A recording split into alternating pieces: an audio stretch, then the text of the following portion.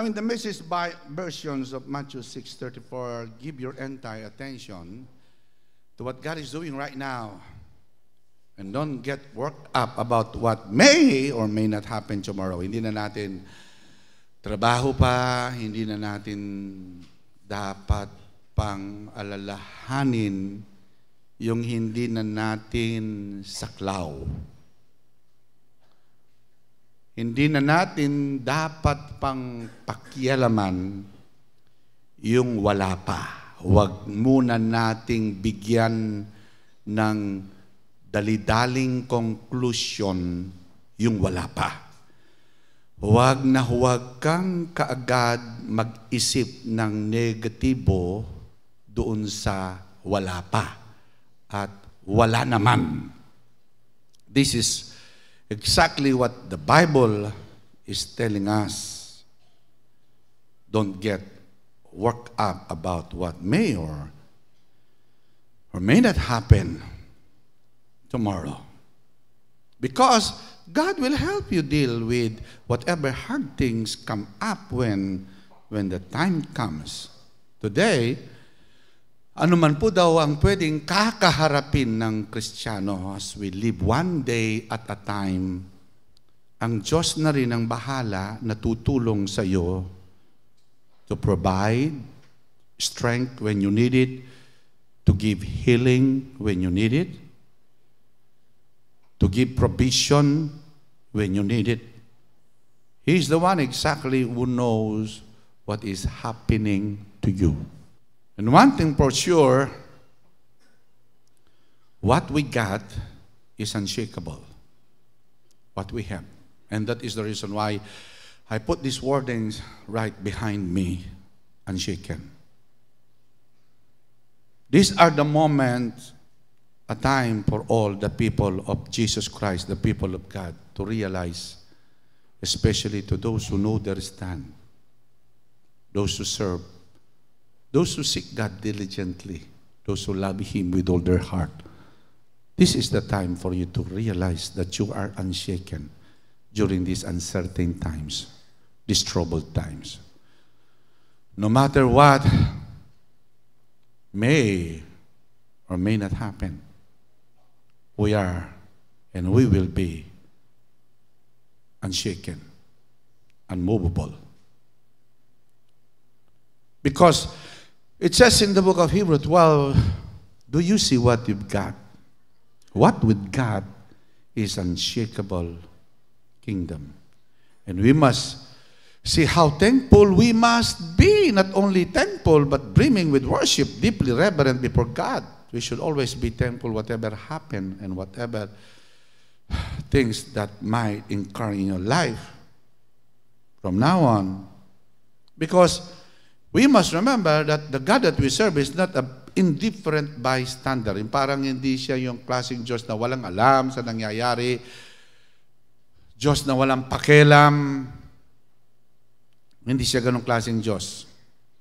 Ang mga bagay-bagay na nakikita natin sa sanlibutan, listen to this, those uncertain times, these troubled times, this turbulence time, you can name all those things na ayaw natin sa nangyayari sa ating kapaligiran, including inside the house, inside the church. God has a purpose. Hindi siya isang klaseng Diyos na indifferent, na parang walang pakialam, bahala na kayo dyan. We must remember that we are unshakable. We have this kingdom that is unshakable. Because God that we serve is actively cleaning the house, torching all that needs to burn, and He won't quit until it's all cleansed. Because God Himself is a consuming fire. But let us not get worried about it. Do not be afraid about it, because we have an unshakable kingdom. You have to see this. And in verse 27 of Hebrews 12, it says, the word once more point out that what can be shaken can be taken away.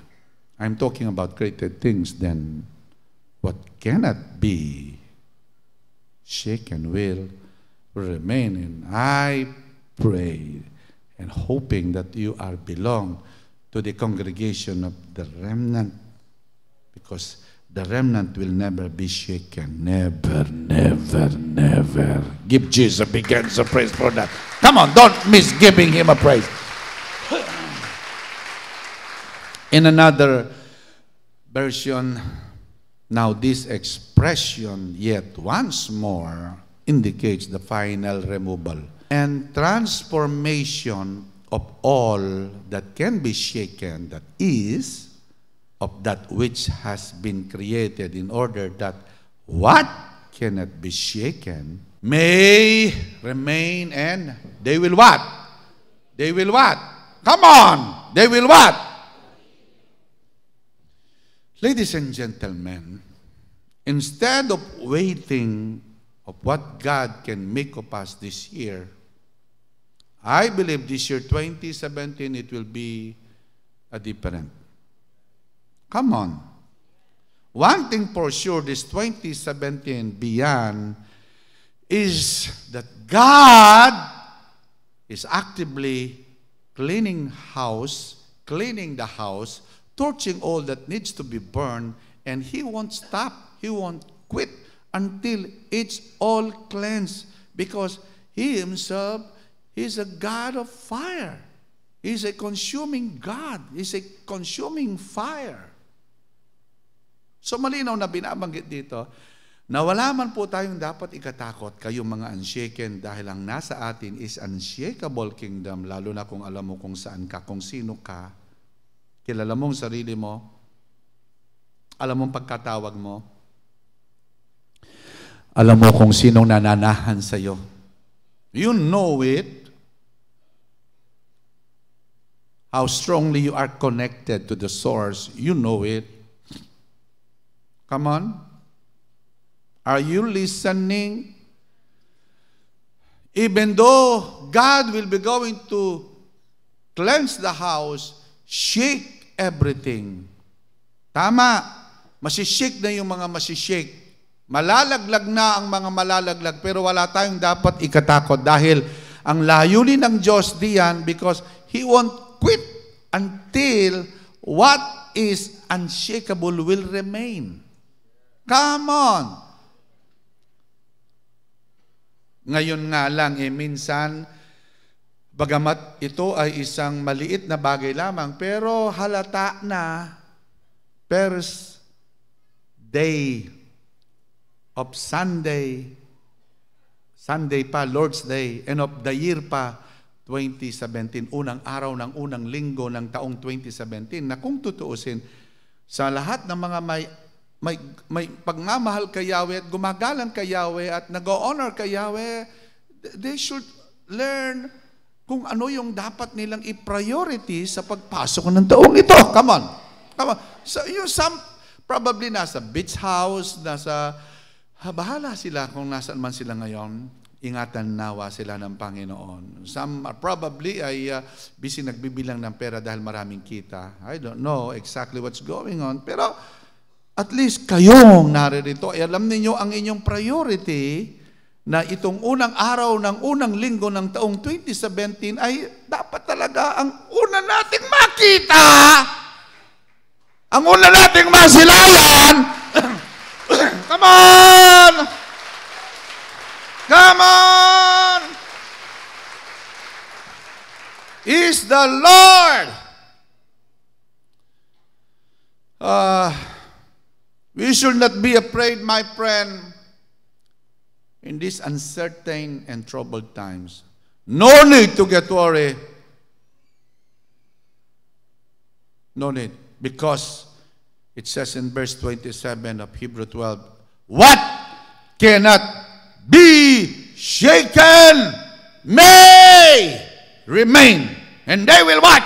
Continue. They will remain and continue to experience God, the power of God, His provision, His love, His grace, they will continue to experience it.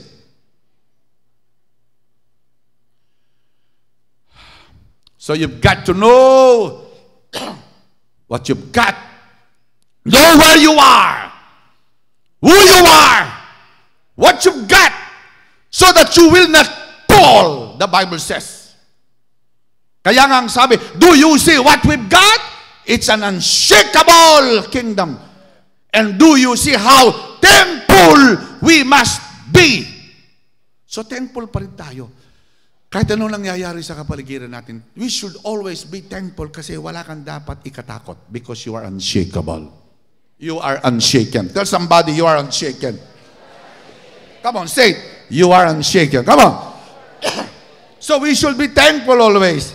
So, this 2017, instead of declaring, minsan, may mga kanya-kanya tayong gustong makita, mga kanya-kanyang motto, mga kanya-kanyang quotation, mga kanya-kanyang praise. Bawat taong pumapasok, sabi ng mga ilan, year of favor, sabi ng mga ilan, year of cancellation of death, sabi ng mga ilan, year of healing, year of miracle, year of prosperity, you can name them. And then, in spite of those things, you declare and then expect something without doing anything on our part. My friend, it will only lead you to prostration. Minsan, ang Diyos pang sinisisi mo. Di ba, Lord? Naniwala ako na ang year 2017 is a year of cancellation of the year of favor, and then nothing happened. Even from the past. So, my friend, listen to this. Ayaw kong sirain ang inyong araw ngayon, pero meron kayong mga bagay na dapat matutunan ngayon sa awat biyaya ng Diyos. Let us instead begin to change our declaration. Alam mo, 2017 para sa akin, ito yung taon na kailangan tayong kumilos. Panahong kailangan kumilos, mag-iba ang mga Kristiyano. To put into practice what we've learned and received from the past. I think 2017 is the time to grow. 2017 is the time to really get matured. 2017 is the time to make difference. 2017 is a time to shine. Hindi yung 2017 is year of favor. Oh, bigyan mo ko ng favor. 2017 is the year of miracle. Oh, bigyan mo ko ng miracle. 2017 is a year of so and so. Oh, do this to me, Lord. 2017 is a year of prosperity. Do this to me, Lord. 2017 is that, Lord. Do this to my friend. Kahit naman ang mga nagpupungsoy-pungsoy, kahit ano sasabihin nila, bandang huli, sasabihin nila, nasa inyo pa rin ang pagsisikap. Kahit nasasabihin namin ito, mag-ingat pa rin kayo. Magsikap pa rin kayo. Huwag kayong maging tamad. Mga pungsoy-pungsongero na yan. Pero sila rin, alam nila na mayroong part na dapat gawin ang isang tao. Di lalo na tayong mga Kristiyano. Palagpakan po natin ang Panginoon. Come on! Kaya nga year of favor ka na, year of ganut ka na, ganito ang dineclare mo ng declare to, pero wala naman nangyari, lumipas ang taon. Kasi bakit? Wala ka namang ginawa. Kaya, marapatin natin gawin at papalitan natin ang mga declaration natin, sasabihin natin, ang taong ito ay taong na kailangan ako'y kikilos. Ang taong ito ay kailangan kong i-practice ang lahat ng aking mga natutunan at tinanggap sa mga nakaraan. Ang taong ito, kailangan kong mag-grow. Ang taong ito, kailangan kong mag-mature. Ang taong ito, kailangan kong lumaya. Ang taong ito, kailangan ako ay mag-iba. It's time for me to make a difference. Ang taong ito, kailangan akong magliwanag. It's time to shine. You know, God's will is not just that we will survive 2017, but yes, it is very uncertain ang taong ito. But ang kalooban ng Diyos ay we will learn how to thrive with Him, to cope with these uncertain moments, to cope with many problems, to cope with stress and turmoil by His grace and with His grace. Yung matutunan natin ang ang lumaban, matutunan natin ang mapagtiisan ng mga bagay na yan sa biyaya at lakas niya. At matutunan nating makapag-overcome. You declare favor, kung walang favor na dumating sa'yo, how can you cope with that? How can you thrive with those turmoil, those turbulence? How can you cope with it? Kalooban ng Diyos, hindi lang para tayo mag-survive sa taong ito, but to thrive, to cope up with it. My friend, when the rest of the world is consumed in fear at the end times, God wants us to see something different in you. Itong kalooban ng Diyos. Habang ang mundo'y nangangamba, nangatatakot at nadadala sa agos ng sanlibutan, pero ang nais ng Diyos na makita sa iyo ay mag-iba ka. Maging iba ka. He wants your life to be a light and testimony to all around you of His faithfulness, His love, His grace, His mercy, regardless of how dark our world becomes. Sabi ko nga, these are exciting times to live. These are exciting times to be alive in spite of the uncertain times we live. And it's no mistake, my friend, that you are here on this earth. So do not be afraid. Let me encourage you. Do not be afraid. Do not lose your courage. But take hold of these anchors that God has given you to stand strong and unshaken. And you will experience His abundant life in the midst of the uncertainties in your own life and in the world around you. Tandaan mo sabi ko nga, 2017, it's a time to act. Tigilan na natin muna yung time, favor, gano'n. No. Huwag na kayo mag-imagine. This is the time to act. This is the time to make a difference. This is the time to grow.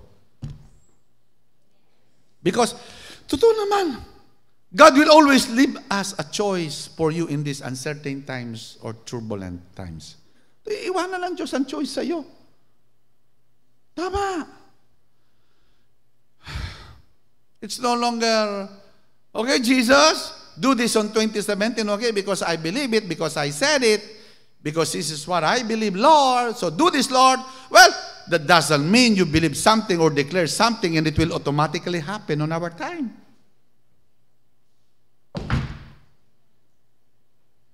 Amen? Hindi naman nangangahulugan declare ka ng declare tapos automatic na mangyayari yan. Sabi ka ng sabi, tapos automatic na mangyayari. Pag hindi nangyari, ayon, nanghina ka tuloy, na-discourage ka tuloy, tapos tumigil ka sa pag-attend. Kasi, akala ko ang taong ito ganito, tapos walang nangyari, edi nalungkot ka. Alam mo, meron akong nabasa doon sa keynote ni Pastor Cole sa Acts 2 Acts 2. Sa NIV version, meron kang sinabi, I just read it last night. You send it on the text, in a form of text. Can I quote it in NIV version? Ito maganda, no? Ito maganda. Meron siyang sinabi dito. Sabi niya, David said about it in Acts 2, 25 to 28. Tingnan nyo, I saw the Lord always before me. Because He is at my right hand, I will not be shaken. I love that. I saw the Lord. I saw. Anong nakita ninyo? Anong nakita ninyo sa taong itong 2017? Me, favor. Anong nakikita mo? Me, healing, miracle. Me, provision. Anong nakikita mo? Alam mo, dapat natin makita ngayon 2017? Instead yung gusto mong mangyari para sa sarili mo, ang dapat mong makita ngayon 2017 is, I saw the Lord. I saw the Lord. Ang dapat nating makita sa taong itong 2017 is the Lord. I saw the Lord always before me because He is at my right hand. I will not be, come on, shaken. Hallelujah. I will, come on, give the Lord a big hands of praise for that. Come on. And so, God will always leave us a choice. No? Bakit naman ibinibigay ang Diyos sa atin ang choice? Bakit naman? Itong dahilan. Ang sabi sa 2 Peter, His divine power has given us every, basahin natin ang sabay-sabay. Okay? Kayong mga hindi dati nagbabasa ng Biblia, malay-malay yung ma-deliver kayo instantly ngayon. Sa pagbabasa ninyo yung Biblia, may lalabas sa mga espiritu sa inyo. Come on. Read it. 1, 2, 3. Go! His divine power has given us everything we need for, then,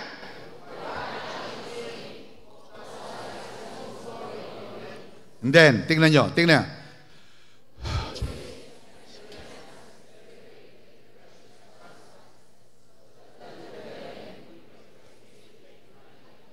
Narinig ninyo yon. Binigay daw sa atin ang mga mahalagang pangako so that through them you may participate in what? Divine. Wow. I am not just only a natural man. I am also a divine. God wants me to participate in divine, being divine. Pag may problema, naturally speaking, matatalo ko pag sasalaman ko lang, sa sarili ko lang haharapin. But with this divine nature I have, I am, my friend, hindi ako madidefeat. I am unshaken. Hindi ako magagapi ng diablo because I learned how to participate in this what? Divine nature. I have this. Palakpakan natin ang Panginoon. I have this. Come on. Woo!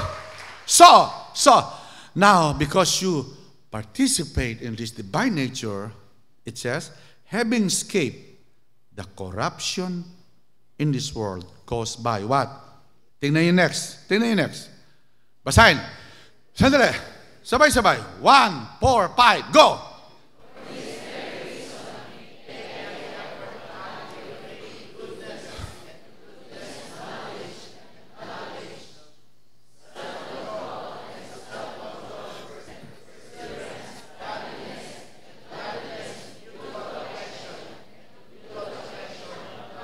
You see that? Anong sabi ng Biblia? For this very reason, make every effort. So meron tayong gagawin. Do something about it. Make every effort. Kaya pala ang sabi ng Biblia, I call heaven and earth as witness today against you, that I have set before you life and death, blessing and cursing. Therefore, choose life, that both you and your anak and your apo sa tuhod, apo sa talampakan, apo sa kuko, apo sa kalyo, they may live. Hallelujah! Yan ang promise ni Lord sa atin, oh! So you have to choose. Alam mo, yung mga kaapu-apuhan ninyo sa kalyo, nakadepende sa inyo. How I choose. There might some problem I might be going to encounter, but I have to choose life instead of curse. May bulong na ganito, I will reject it. May nagsasabing ganito sa isip ko, I will refuse it. I won't accept it kasi hindi ako dyan tinalaga ng Panginoon. Hindi ako dyan dinestino ng Panginoon. Pinapipili niya ako ng buhay at kamatayan. So pipilin ko buhay. Pinapipili niya ako ng sumpa o pagpapala. Hindi ko tatanggapin ang sumpa. Ang pipiliin ko ay ang pagpapala. God gave me the power and the right to choose. Kaya ngayon, 2017, exercise your right. Tell somebody, exercise your right. Say it. Come on. In the name of Jesus, these people will be blessed. Exercise your right. Come on, exercise your right. So kung titingnan natin ang 30:19 ng Deuteronomy, is a choice between life and death, between sinking or walking on the water, between fear, stress, frustration, anger, negativity, or Jesus, abundant life.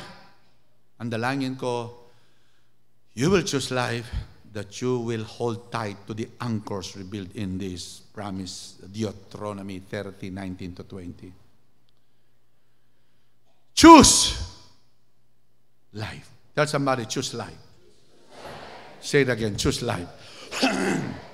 Pag yung asawa mo natutumba na, pag ang asawa mo na-discourage na, pag ang asawa mo unti-unti nang para nangihina, ikaw na lalaki o ikaw na babae, you choose life, you decide, you choose victory. Huwag kang padalo, you choose life. Say amen. May lumalabas sa bibig niya dahil aburido siya. Sabi niya, ganito na lang. Talagang ganito mangyayari sa atin. Kawawa tayo. Ganito na lang. Tapos reklamo na reklamo. Naging na naging umaga. Nagpapaalmusal ng nuggets. And then lunch nuggets na naman.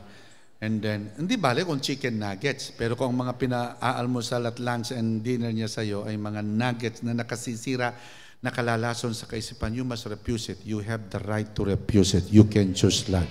You can tell her, you can tell him, I have the right to choose life. Come on, say it, say it, say it. Come on, come on. You see, ladies and gentlemen, if I may repeat it again, when Jesus Christ came here on earth, from the start of the calendar, alam ba niyo lang si Jesus Christ ay naisilang? Come on, meron akong gustong balita. Saan nanggaling ang 2017? 2017, saan nanggaling to? Bakit nagkaroon ng ang panahon natin, ang tagal-tagal na, di ba? Kung tutuusin, it's more than 5,000, almost 6,000 years old na ang mundong ito, according to the biblical calendar. Almost. Pero bakit 2017? Saan nanggaling yun? Paano nagmula yun? Kasi yun nga, ang point of reference ng kalendaryo is during the birth of our Lord. Kahit ba naman ang buong mundo, tinatanggap nila na may Messiah na naisilang, universally accepted, tanggap na may Kristong isinilang. Kaya nga nilalabanan ito ng mga Muslim, nilalabanan ito ng mga ibang relihiyon. Pero kapatid, tandaan ninyo, the moment ng kalendar ay nag-start ng 1, ang tawag dyan is the year of the Lord. Beyond. Hanggang 2017, kasama pa rin sa the year of the Lord. Come on! Come on! Woo! Anno Domini. Sabihin mo, Anno Domini. Sabihin mo, AD. Hallelujah. Woo! Kaya nga kung sasabihin ko, kung idaragdag pa ang taong itong 2017 is the year of the Lord. My friend, He has done His part, fulfilled all necessary what is to be done, and then sealed is with His blood. Then the Holy Ghost came. The Holy Ghost was given as a proof of His promise. Then, anong nangyari? When the Holy Ghost came, ang sabi ng Diyos sa kanila, go. Sabi ng Diyos, go. Put into action. Make it happen. Make a difference. Go. So our priority is to seek God first, and His kingdom come, then make His will known to mankind, saving them out of darkness, baptizing them, delivering them, healing them, declaring His word. And the Bible says, the rest will follow. You don't need to be worried about your utang, hallelujah, what to do, your clothing, your damit, yung panggasolina mo sa kotse, pambayad ng bill sa kuryente, pangmatrikula sa mga bata, pampapatayo ng bahay mo, sa negosyo mo. You don't need to worry about it because bahala na ang Diyos. Because as you seek His will first, as you done His will first, as you prioritize His will, and then you make it happen. Come on! Come on! Come on! Come on! Woo! So, not other way around. Not my year. This is my year. My time to get rich. My time to get favored. Yes! Hindi naman maramot ang Diyos para gawin yan. He can do it in an instant. But how about going back to our original calling from where we are first, from AD 33, the year of the Lord? Not mine. I don't have the right to claim 2017 beyond is my year. It is His time or year for the kingdom come, or His will be done on earth as it is in heaven. And all these things will be added unto me. If I may correct and put it right, and all these things will be added unto me. Sa Diyos, hindi naman problema yan eh. Bigay niya yan. Sa Diyos, hindi naman, ang priority mo, kung siya, kalooban niya, ang priority mo, go. Kung yan ang priority mo. Sa Diyos, alam mo, hindi naman problem, He will add it. He will add. Anong kailangan mo? He will add it. Oh, ano yan? Ito, nakikita ko, you're doing my will. I will add that. May provision na nandyan na. Ito ang dami, sabi ni Lord. Don't worry. Marami yan. This is all. Yan. Sabi. You have this. Everything. Sabi ng God, you have this. Kakula rin po tani. Okay, you have it. You have this. Look at that. What a provision you have. You have it. What? You have this. Sa ngayon, eto ikaw. Sa ngayon, ang pinoprovide ni Lord ngayon ay yung kailangan mo lang ngayon. May utang ako, Lord. Pero ang sabi, huwag kang mag-worry, babayaran ko yan. Panginoon, natatakot ako. Sabi ni Lord, basta akong unahan mo, basta gawin mong kalooban ko, babayaran ko. Sandali lang naman, hindi pa tapos, hindi nyo maintindihan ito. Minsan, we worry, we fret, we're getting discouraged. Nangangatok ka. So, nami-mislead tayo na instead of prioritizing God's kingdom first, seeking God's kingdom first, doing His will, because this year is the year of the Lord, 2017, not mine, but it is His year, so I have to do His will. Go, go, go. The Bible says, go, go. I've done my part. Go. Sige. Now, kasalukuyan, alam ko, mayroon kang binabayaran. Nandiyan ang mga pinapaaral. Eh, sabi na, okay, I have to do this. Pero sabi na, don't worry. Lord, ang dami kong utang. Panginoon, so, okay, di, meron akong pambayad ng interest. Nandiyan, sige. Magkano sabi ng Panginoon, huwag ka matakot. Nandiyan naman ako sa just do my will. Nandiyan naman ako. Anong kinatatako mo? Huwag kang aalis sa akin. Magtapat ka lang sa akin. Sige, continue ka lang. Sandali lang naman. Di ba? Tapos, sabi ng God, nandito naman ako. Anong gagawin? Pero alam mo, anak, tandaan mo, meron akong naka-reserve sa'yo. Eto ang laki. Naghihintay sa'yo. I already reserved this for a purpose. Come on! And the time will be going to reveal. I am about to open it. I'm about to open it. All you have to do is seek my will, be faithful, stand where you are. Gawin mong dapat mong gawin. For the time being, magiging tapat ako sa iyo. Yes, I will provide one day at a time. Lord Jesus, nandyan. Yes, hindi ako magkukulang. Pero mayroon akong naka-reserve sa iyo. You just not know it. You will be shocked. And the devil will be fret because when you are already prepared, pag binigay ko itong malaking ito sa iyo, mas malaki ang magagawa mo para sa aking kariyan. Mas malaki ang mai-accomplish mo para, come on, palakpakan natin si Jesus! Yes! Woo! Palakpakan natin si Lord. Yaman na. O, nano. Yes! O, ano yan, provision ng Panginoon sa iyo yan. Hallelujah. That's my God. So, meron kang dinidream, meron kang ina-ask. Alam mo, sabi ng Diyos, hindi ako bigay para hindi marinig ang panalangin mo. Ito lang nga, lahat ng panalangin mo, iniipon ko eh. Piniprepared lang kita. Lord, ngayon na. Hindi, sabi, hindi pa time. Piniprepared lang kita. Ito nga, nakahanda na lahat. But when the time came, itong sabi ng Biblia, when the fullness of time come. Nyaman na nita, Ginoo. When the fullness of time come, alang makapagpipigil ka rin. Ala, kumari mo, ali. Asawa mo, ali. Anak mo, ali. Kapitbahay, ali. Wala. Senador, gobernador, president, walang makapagpipigil. Pag ang time mo ay dumating, God is about to release it. Come on! Praise Jesus! Praise Jesus! Give the Lord a big hands of praise for that. Hallelujah! Woo! Kaya nga, sabi ko, 2017 beyond, let me conclude with this, is added blessing to me as I purposely do His will first. Alam mo, for the meantime, itong gusto kong sabihin sa inyo, ito, warning lang ito. Ang sabi ng Panginoon, take heed to yourselves, lest your heart be weighed down with corrosing drunkenness and cares of this life, and that they come on you unexpectedly, for it will come as a snare on all those who dwell on the face of the earth. Sa ibang translation, kasi po, para kung nakikita dito kailangan pakinggan nyo in the last days. Alam mo yung mangyayari in the last days? People will become more self-centered. Kaya ang sabi niya pinaiingat tayo Kaya kunwari, declare tayo ng declare. Year of favor, year of... Pero ang totoo niya, self-centered tayo para sa atin yon. Ang sabi nga ni David, I look upon the Lord. Dapat si Lord. Yaman na Jesus Christ. I look upon Him. Si Lord.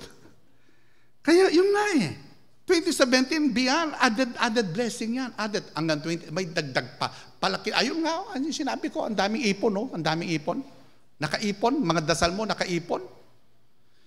Pinakikinggan ng Diyos yan. Kasama rin yung asawa mo na paparating. Ayun, no? Nakikita ko, hindi man siya mistiso, kayo manggi. Yan, no? Ikaw na naghahanap ng asawa dyan, singkit. Yan, nakikita ko. Saparot siya, pero godly siya. No? Tanggapin mo na siya. No?